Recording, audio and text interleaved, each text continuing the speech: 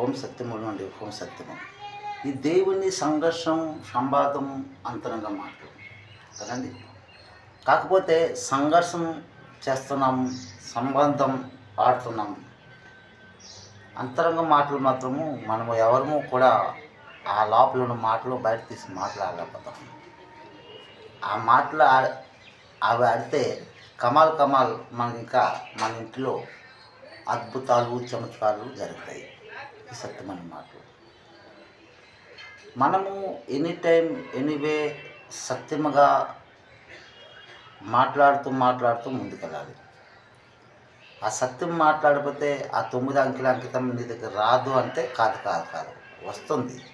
కానీ తక్కువ రూపంలో, అంటే తక్కువ అంకెలలోటి నీ దగ్గరకు వచ్చినా అది నీకు తృప్తి, సంతోషం అని నువ్వు నీ మనసుతో మాట్లాడుకుంటూ సంతోషపడాలి. ఎంత చెట్టుకి అంతే గాలి వస్తుంది, అంతే గాలి వీస్తుంది కదండి. మనం ఎంత సంపాదిస్తామో అంతే ఖర్చు. ఎంతకు మనం సంపాదించుకుంటే, ఎంత మనం సరిపెట్టుకుంటే అంతే మనకు తృప్తి. ఇది మీరు తెలుసుకోవాలి. ఎస్, కలియుగం మరింక లేదు, హోం సత్యంలో వచ్చాము. అంటే ఆ కలియుగంలో సైకలాజిక్ మహిళలు కూడా అంటే ఉన్నారు, సైకలాజిక్ పురుషులు కూడా ఉన్నారు. వాళ్ళకి కావాల్సింది ఏంటి?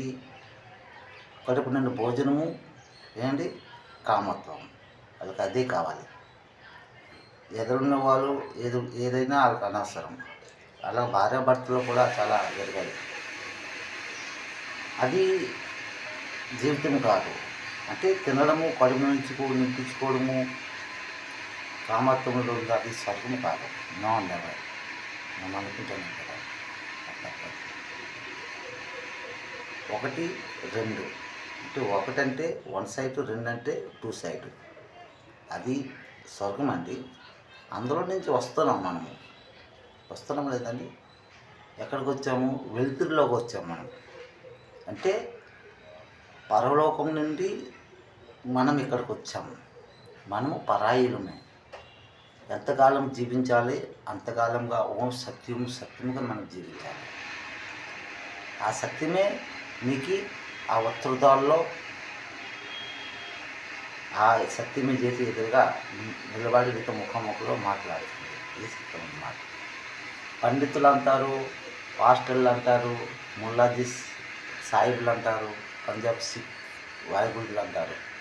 మనిషి చనిపోతే స్వర్గంలోకి వెళ్తారు. కాదు, ఉత్తర ద్వారంలోకే మనం వెళ్తాము.